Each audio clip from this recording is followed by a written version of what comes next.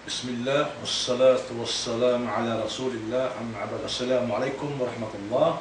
Sumainyo po ang kapayapaan at habag ni Allah subhanahu wa ta'ala. Magandang gabi po sa inyo dito po sa Metro Manila, Pilipinas, particular po sa Cafe Talakayan, Coffee Restaurant.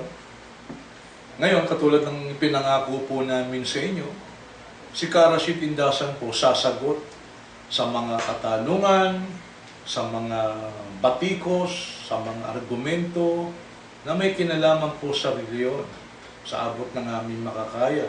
Pag sinabi ho namin sa abot ng aming makakaya, depende po sa aming schedule. At of course, sa kakayanan sa mga equipment po namin. Pero magkagayon pa man, ipinapangako po namin sa inyo, ay sasagot po si Karashid.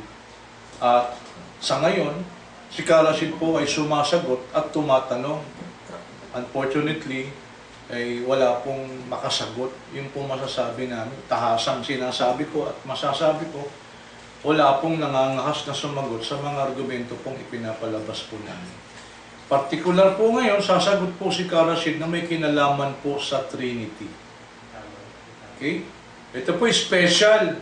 Kasi sabi ho ng kaklase ko, nung high school, si Salve Valencia, may malasakit daw po siya sa akin, kaya nagme-message siya sa akin. Palagay ko, mas malalim-lalim yung malasakit ko.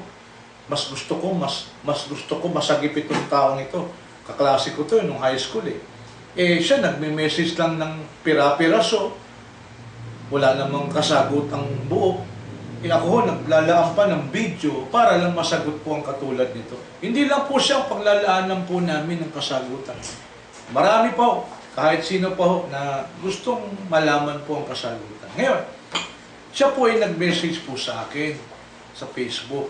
Unang-una, pinapatunayan daw niya ang Trinity by using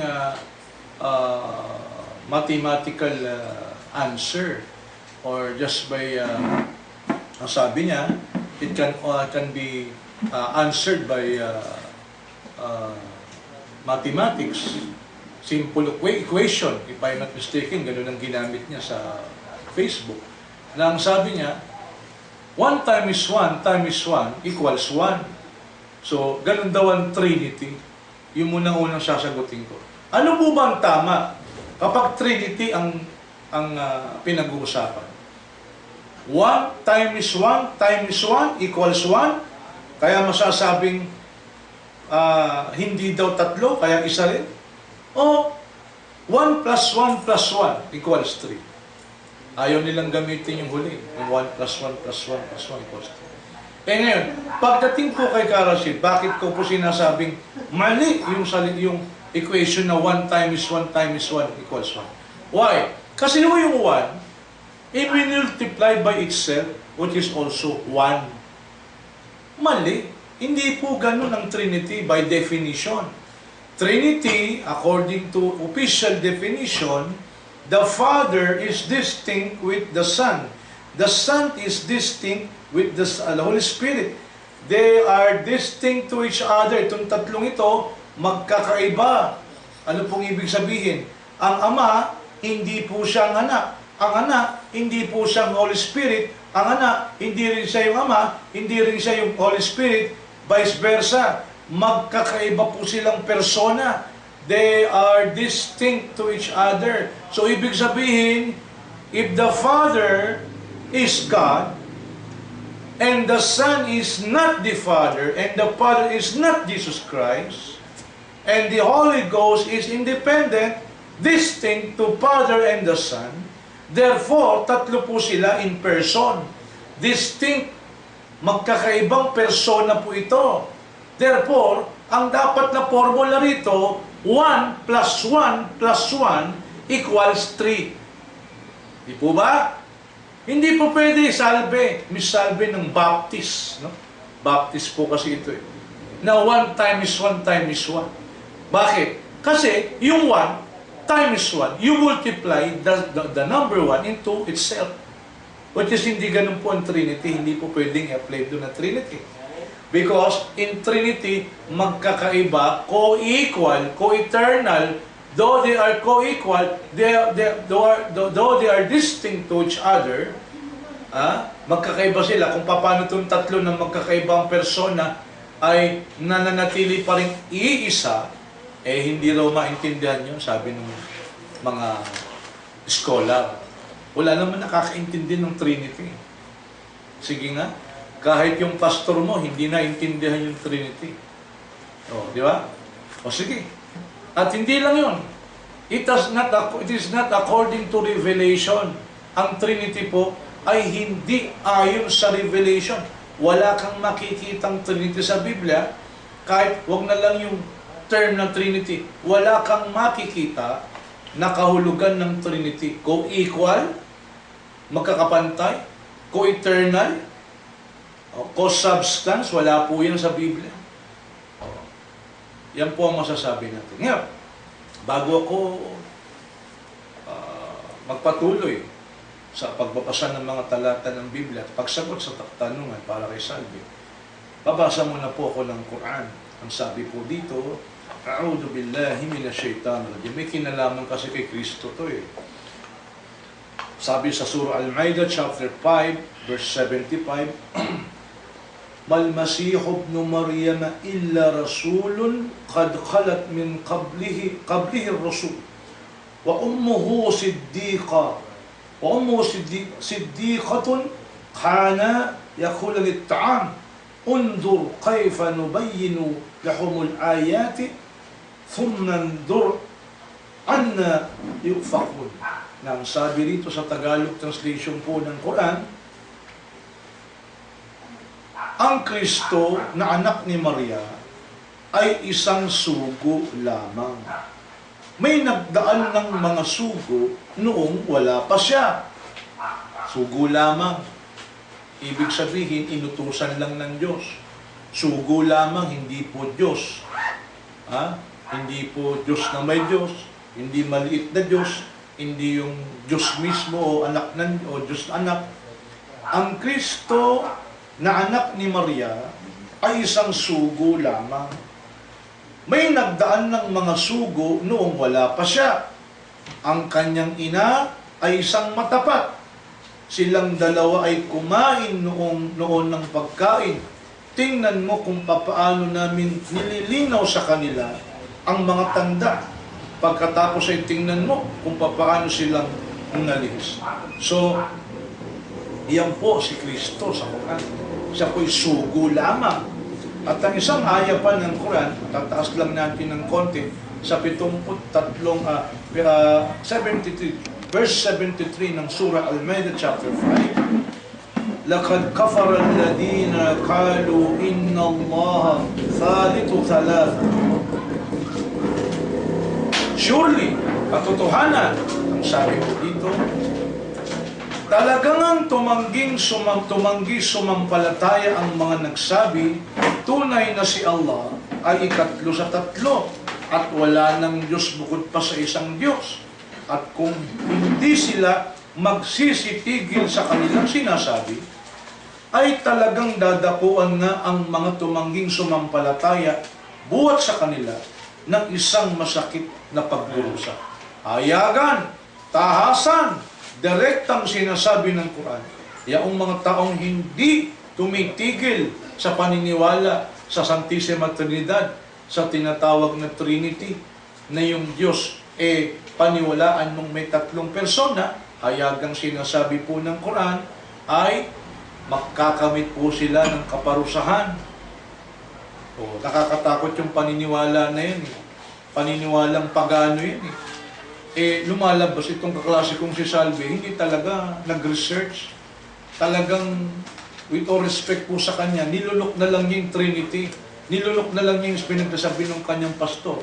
Na I'm sure, hindi kayang ipagtanggol ng kanyang pastor. Ang pastor dapat nagtatanggol yan. Pinagtatanggol, pinaglalaban ang kanyang tupa. Ngayon, ang nakakaintriga sa kanyang mga sinabi, ang huli, may batayan daw ang Trinity. At ang kanyang sinabing talata ay nakalagay sa First Epistle of John, chapter 5, verse 7, na ang sabi ron, For there are three that bear records in heaven, the Father, the Son, and the Holy Ghost, and these three are one. Ito po ang problema dyan. Ano po? Babasa po ako ng mga talata o mga different version ng Bible. Alam mo ninyo, sinabi ko ho, hindi po updated pala itong aking kaklase ng high school. Ang papatayan niya sa Trinity, yung 1 John chapter 5 verse 7. Wala pong kamuang-muang, malamang hindi po tinuro ng pastor niya na ito palang first episode of John chapter 5 verse 7 ay spurious po ito. Ito po ay spurious, ito po ay interpolation, ito po ay dinagdag. Dinagdag po ito later on na nagsalin. Babasa po ako Sabi ho dito, sa Revised Standard Version, most Bible commentaries that mention this addition tells us that it is spurious comment added to the biblical text. Consider the word of the New Bible Commentary, Revised. So, ito po yung mga comment regarding po sa 1 John chapter 5 verse 7. Now, isa pa, bakit po ba yan nadagdag? Ang sabi po dito, how we got the Bible, page 100 and 101, the textual evidence is against first episode of John chapter 5 verse 7, explained by Dr. Neil Lightfoot, a New Testament professor. Of all the Greek manuscripts, only two contains it. These two manuscripts are of very later date.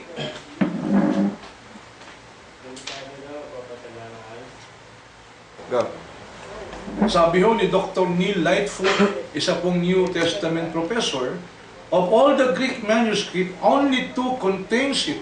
These two manuscripts are of very late dates, one from the 14th or 15th century, and the other from the 16th century. Two other manuscripts have this verse written in the margin. All four manuscripts shows that this verse was apparently translated from a late form of the Latin Vulgate. How we get the Bible? Page 100 to 101. Ito pa po isa. Sa Peake's Commentary on the Bible, ginagamit po ito ng mga Christian. Sabi niya, the famous interpolation after three witnesses is not printed in the RSV, Revised Standard Version of the Bible. No respectable Greek contains it. Wait mo, wala pala sa Greek ito Salve! Sinabi ko na sa iyo, yung first episode of John, chapter 5, verse 7, wala po sa Greek manuscript. Naisingit lang yan ni Erasmus sa tinatawag na King James Version. Mamaya sasabihin ko yung kadahilanan. At ang sabi, no respectable Greek contains it, appearing first in the late 4th century Latin text. It entered the Vulgate, the 5th century Latin version, which became the common medieval translation. And finally, New Testament of Erasmus, who produced newly collated Greek text and a new Latin version in the 16th century. Yan po ang dahilan. Ano po ang dahilan? Sabi po sa The Big Book of Bible Difficulties tells us, this verse has virtually no support among the Greek manuscript. Saan po ito nagsimula, Ms. La Salve? Ito po'y hayagang, tahasang sinulat ng mga tinatawag na Katoliko, ng mga Church Father sa Latin version na tinatanggap ng mga Roman Catholic. Doon na sinulat yan para tahasang ipakita sa tao na mayroong Trinity. Kasi naramdaman nila nakita nila walang support ang New Testament sa Trinity na tinatawag. And unfortunately, pati kayo naniwala sa kanila. Pero, ang sabi nga, this verse has virtually no support among the Greek manuscript. Bakit po naisingit? Its appearance in the late Greek manuscript is based on the fact that Erasmus was placed under ecclesiastical pressure to include it in his Greek New Testament of 1522. Bakit po naisingit ni Erasmus? Sino si Erasmus? Maring Salve, kita mo ha, ako mahanga sa'yo, matalino tayo, matalino ka nung high school eh. Bakit naman parang hindi mo ginamit yung talino mo ngayon pagdating sa religion, pagdating sa Bible? Lunok ka lang ng lunok. Magtakin mo, tanggapin mo. Sabihin mo sa amin ngayon ng First Epistle of John, chapter 5, verse 7, ang pinakabasihan mo, ang pinakabasis mo ng Trinity. How come? Halatang hindi ka nag-research. Halatang hindi mo inalab ng malalim. At halatang hindi itinuro sa iyo ng iyong pastor. Palibasa, ano naman ang muwang malay sa iyo, malay ng pastor mo patungkol dito. Ha? Ang sabi ho dito. Ito pala nasingit lang sa Greek. Noong year 1522, nung gumawa na si Erasmus, isa pong church father ng Katoliko, ng Greek manuscript ng New Testament. Siningit niya to. Pero sabi niya, wala ito sa Greek. Hindi ko ito nakita sa Greek. Peke ito. Interpolation. Kaya lang, under pressure siya ng tinatawag na ecclesiastical pressure. Kumbaga, tinakot siya. May mangyayari sa kanyang masama kapag hindi niya nilagay ito. Yung First Epistle of John, chapter 5, verse 7. Kaya, nailagay ito sa New Testament Greek noong 1522. Having omitted it in his two earlier version. Sinusumulat si Erasmus noong 1516 at saka 1519 ng Greek manuscript. Hindi po kasama yung First Epistle of John chapter 5 verse 7. Kailan niya siningit ito? Noong 1522. Bakit? Tinakot na siya ng simbahang Katoliko eh. Bakit? May magagawing masama sa kanya kapag hindi niya isiningit sa Greek. Pero siya mismo nagsabi, hindi ito kasama. Wala ito sa Greek manuscript. Because he could not find, kita mo, he could not find any Greek manuscript which contained it. Maring Salve, wala po yung First Epistle of John chapter 5 verse 7 sa original na New Testament na tinatawag. Although wala naman palang original, sorry. Walang original ng Bible ngayon. Wala nang original. Pero sa New Testament na tinatawag, which is differs, composed of 5,300. Ngayon po, 5,600 manuscript sa New Testament. Magkakaiba into 5,600. Magtakin mo. Paano masasabi mo sa Diyos ito? Magkakaiba po ng Greek New Testament. Ang Greek manuscript into 5,600. And yet, sa dinami-dami ng Greek manuscript, the so-called New Testament manuscript, into Greek, not one of them sa 5,600 Greek manuscript, not one of them sa Greek, wala po. Wala, hindi nakalagay ang First Epistle of John, chapter 5, verse 7. Ito po ay mababasa sa Norman Geisler and Thomas Howe, 2008, page 540 to 541. Ngayon, ito pa isa.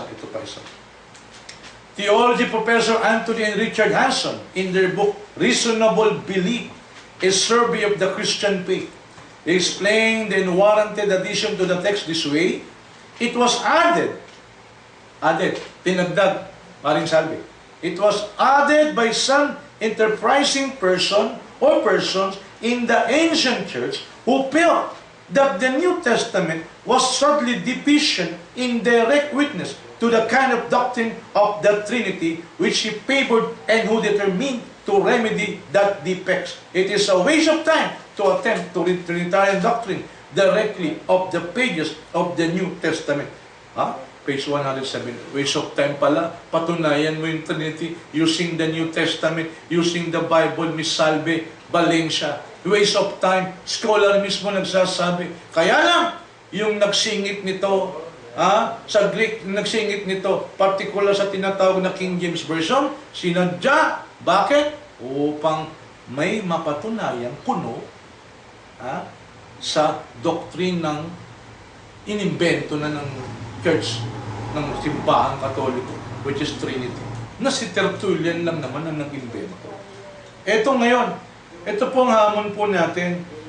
Bakit naman, ito pong tanong natin, sa dinami-dami ng version, kasi, sa dinami-dami ng version itong tinatawag na First Epistle of John, chapter 5, verse 7, wala po sa halos lahat, marapakaraming version. Likewise, halimbawa, ito po spurious, addict text, at Inumit po ito, tinanggal.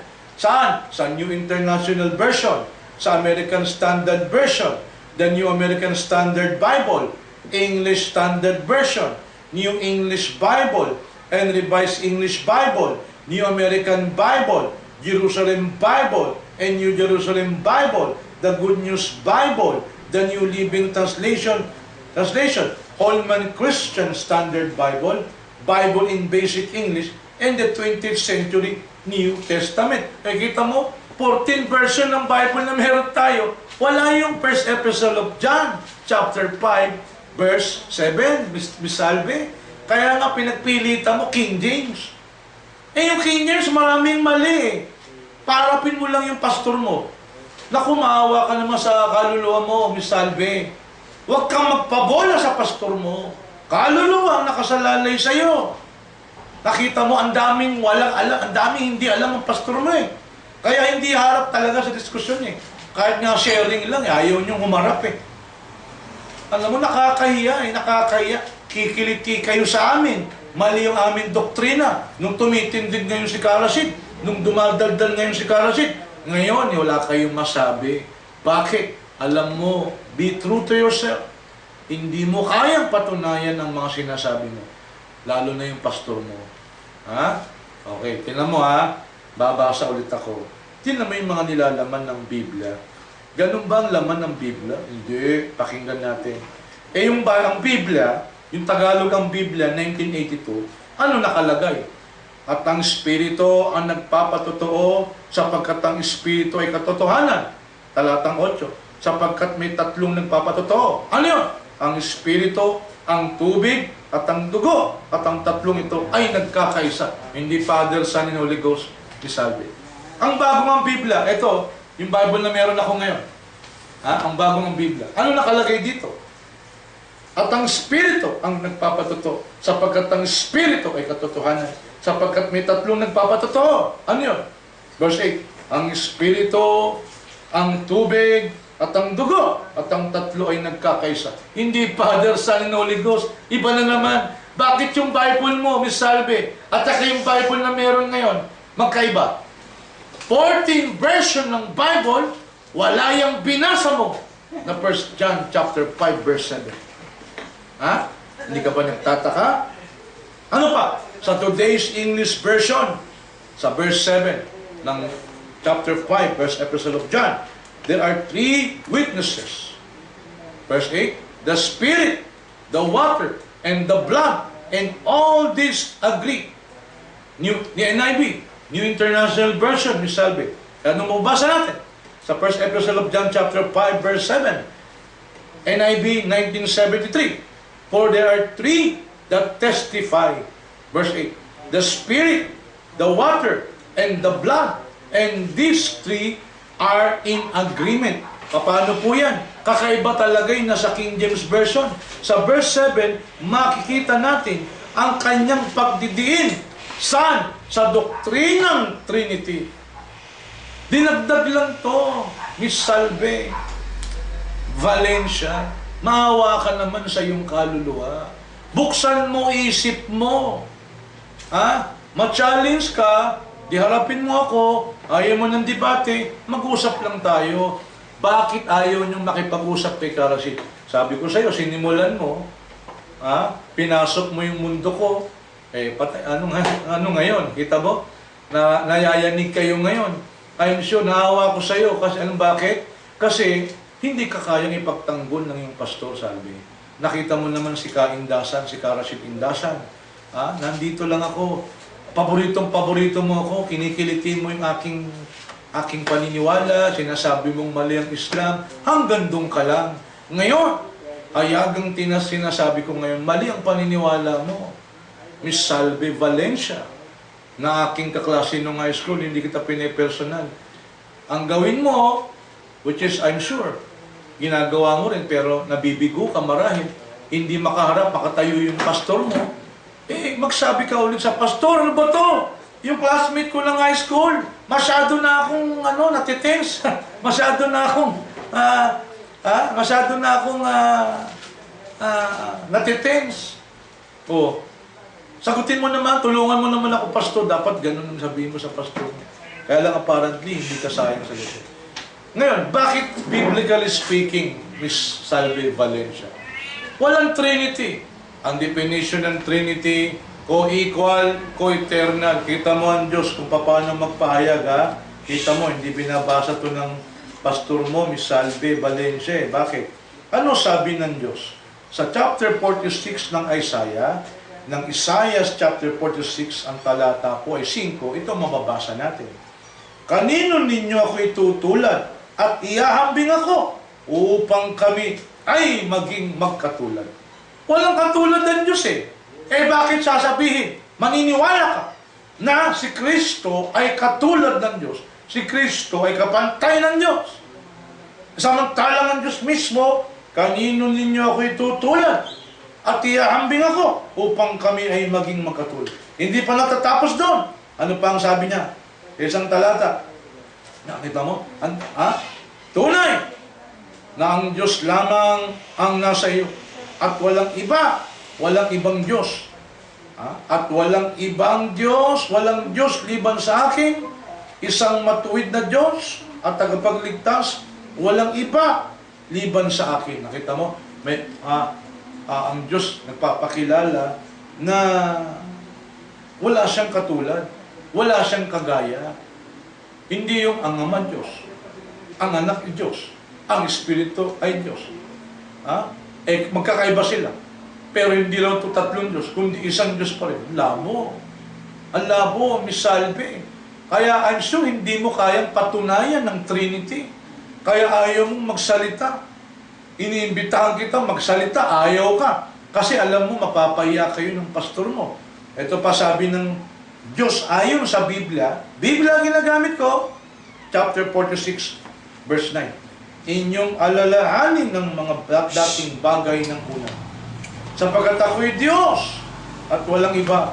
Ako'y Diyos at walang gaya ko. Ayan. Walang gaya. Walang iba maliban sa Kanya. Iisa lang siya, Salve. Hindi siya Diyos composed of 3 persons. Bakit? Hindi po, ang Diyos po ay hindi binubuo ng tao. Ang Diyos po ay Diyos. Basahin natin yung talata po sa Bilang. Ang talata po ay 23:19. Ito po ang mabasa natin. Ang Diyos ay hindi tao. Sabi ni Salve, ang Diyos daw pwedeng maging 1,000 in 1. Ang takin mo, 1,000 in 1. Hindi pala kontento sa 3 in 1, yung kape 3 in 1. Ako may kape ako, 9 in 1. Diyan na coffee. At least kape yun, hindi Diyos. Magtakin mo yung Diyos, 1,000 in 1. Hindi ka pa nakontento sa 3 in 1. Ang Diyos ay hindi tao na magsisinungaling. Ni anak ng tao na magsisisi. Ayan. Ano daw ang Diyos? Ang Diyos hindi tao. Ang Diyos, Salve, hindi 100% God, hindi 100% na tao. Pag tao ka, hindi ka Diyos. Pag Diyos ka, hindi ka tao. Ano saan mo nakuha yung 100% na Diyos, 100% na tao? Aminin nyo man sa hindi. Kinopya nyo lang, hiniram nyo lang yun sa Katolik. Sino ba naman kayo para ipaliwanag pang Trinity? Naipaliwanag na yan ng mga Katoliko eh. Kinopya nyo lang naman yun sa mga Katoliko. Diba? Kaya, napapatunayan po ni Karashid, Miss Salve Salvacion, mali ang doktrina po ng aking kaklaseng ito. Mali! Sabi ng Quran, ikapapahama sa apoy ng impyerno ang hindi tumigil sa paniniwala ng Trinity. Ang hindi tumigil sa paniniwalang pagano sa makatwid ang Trinity. Kaya ito, babala ko sa iyo, Miss Salve. Kaluluwang nakasalalay. Kaluluwang nakasalalay.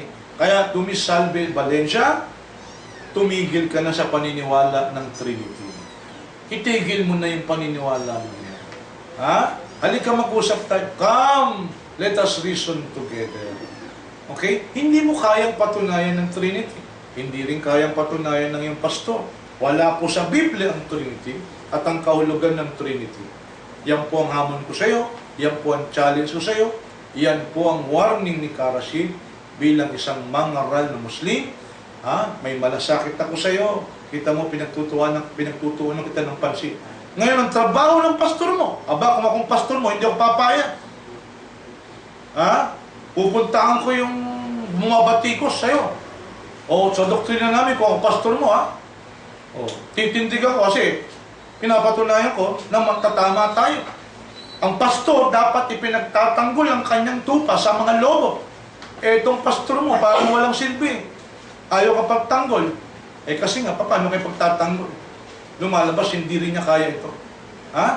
Nananawagan ako sa pastor ng aking kaklaseng ito. Tama na, pampubola mo sa aking kaklase. Umarap ka kay Kara Rashid Indasan sa isang maginong debate. Kung kaya mong patunayan ang mga tinuturo mo sa tao. Naawa ako sa mga kababayan ko eh. Ngayon, nandito po. I challenge you.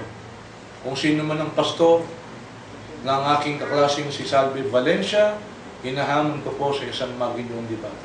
Ayaw ng debate? O di mag-usap lang tayo, sharing. Gusto mo, ayaw mo dito? O di pupunta kami dyan, malapit lang naman kayo dito. So ito, si Salvi Valencia, para malasakit ni Kara Rashid. Hanggang dito na lang. At ako, ini-expect ko na ikay makipag-usap na sa akin. Wala namang masama kung mag-usap tayo. Magandang gabi sa iyo, Miss Salvi Valencia.